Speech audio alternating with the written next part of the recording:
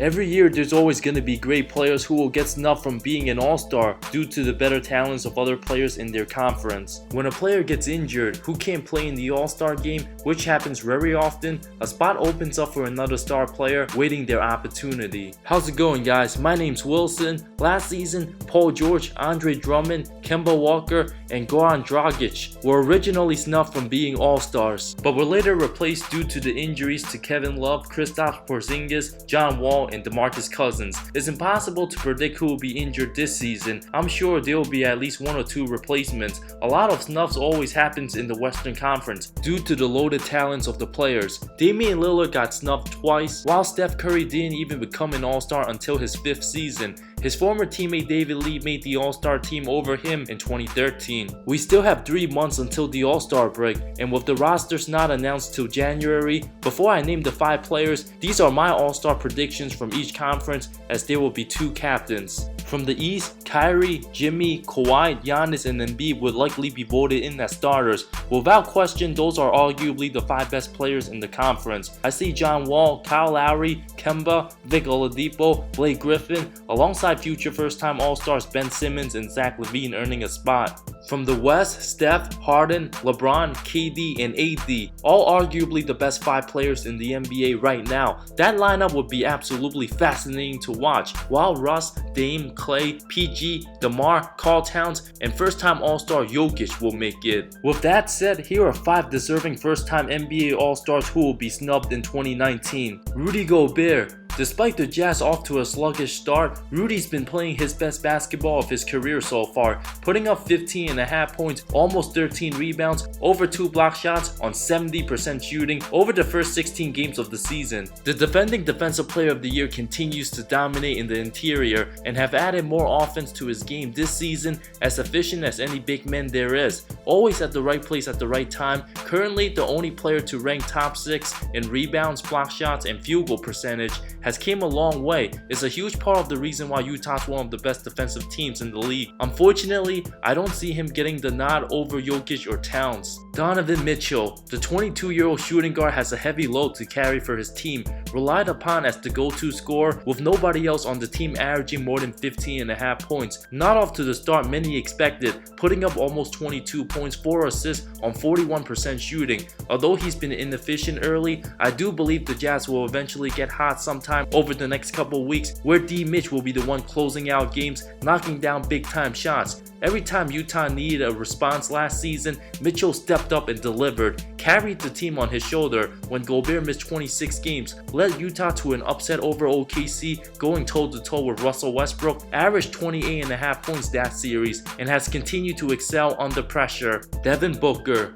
In his 4th season, the 22-year-old shooting guard has been on one of the worst teams every year he's played. In past seasons, good players from losing teams are not likely to be rewarded as all-stars. Booker has quietly put up one of the most impressive NBA resumes for any 22-year-old, became the 6th player to ever score 70 points, doing so at age 20, averaged 24.9 points, 4.7 assists last season as a 21-year-old. So far, he's putting up 22.7 points, 7.3 assists in his first 12 games of the season, has improved with his playmaking. Despite his Suns starting 3-12 overall, other reserve guards like Klay Thompson and DeMar DeRozan are still better than Booker, and it's not guaranteed those guys will even make the All-Star team, but they'll highly be considered above Booker due to their team's success. Even if D-Book averages over 26 a game, it's a long shot for him to make the All-Star team this season. Until the Suns actually win more games, get better, that's when Booker will finally be strongly considered. Josh Richardson.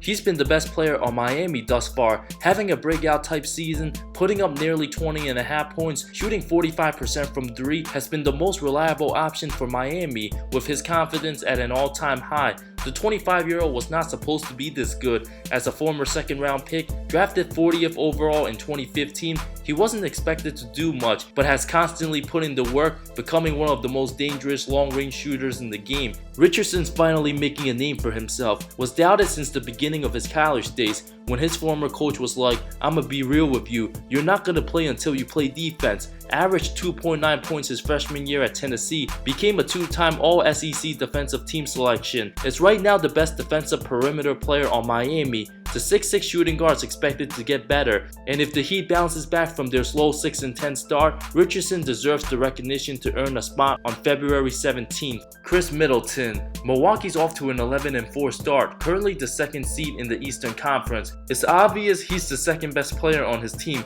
putting up almost 20 points, improved heavily on his 3-point shooting, connecting on almost 45% of his trades. Still one of the most underrated players in the league in one of the smallest markets, but if the Bucks continue their consistent success, standing near the top of the Eastern Conference, Middleton deserves to be rewarded as an all-star, has the ability to step up in close games, knock down timely shots, truly proves he's a very solid second option for an up-and-coming Bucks team. Two of my most honorable mentions includes Tim Hardaway Jr. and Luca Dantas. Starting with the Knicks shooting guard, we all know New York was going to struggle without franchise player Kristaps Porzingis, but Hardaway has been playing the most productive basketball of his career, averaging nearly 24 points the first 15 games of the season. I highly doubt he'll get in, but he's proven he can do more than just shoot. He can attack the rack and run the break, expanding his overall offensive game. Dantas, meanwhile, is looking like the Mavs franchise player, as the 19-year-old Phenom's putting up 19.5 points, 6.5 rebounds, over 4 assists. He's absolutely sensational at all levels, very poised and continues to shine under pressure. Since the Mavs will likely be out of the playoff picture, rookies on bad teams likely won't get rewarded to make the All-Star roster. But Doncic without a doubt will be a future NBA All-Star for many years to come. The 3 first-time All-Stars I believe will make it: Zach LaVine, Ben Simmons, and Nikola Jokic. Simmons, putting up 15, 9, and 8 so far, will continue to be more assertive to earn the final few spots in the East, while LaVine's having a breakout year, averaging over 25 a game in the first 16 games of the season. His stock's rising higher as the best player on an awful Bulls team, but because the Wizards are also struggling, I believe LaVine will get in over Bradley Beal. And Jokic, who's the best player on a 10-6 Nuggets team, has the offense built around him, averaging almost 18 points, 10 rebounds, and 7 assists. His vision and unselfishness as a center is second to none. Was snubbed out last season, but so far things are looking good for the Serbian native. Out of all the potential first-time All-Stars, who will be the biggest snub this season? Anyone else deserves to make the team that I haven't mentioned? Let me know in the comments below. Thank you so much for watching this video. I talk NBA comparisons, amazing storylines, NBA history, and anything basketball that will interest you. If you love the NBA, subscribe for more content, more great stuff coming soon. See you next time.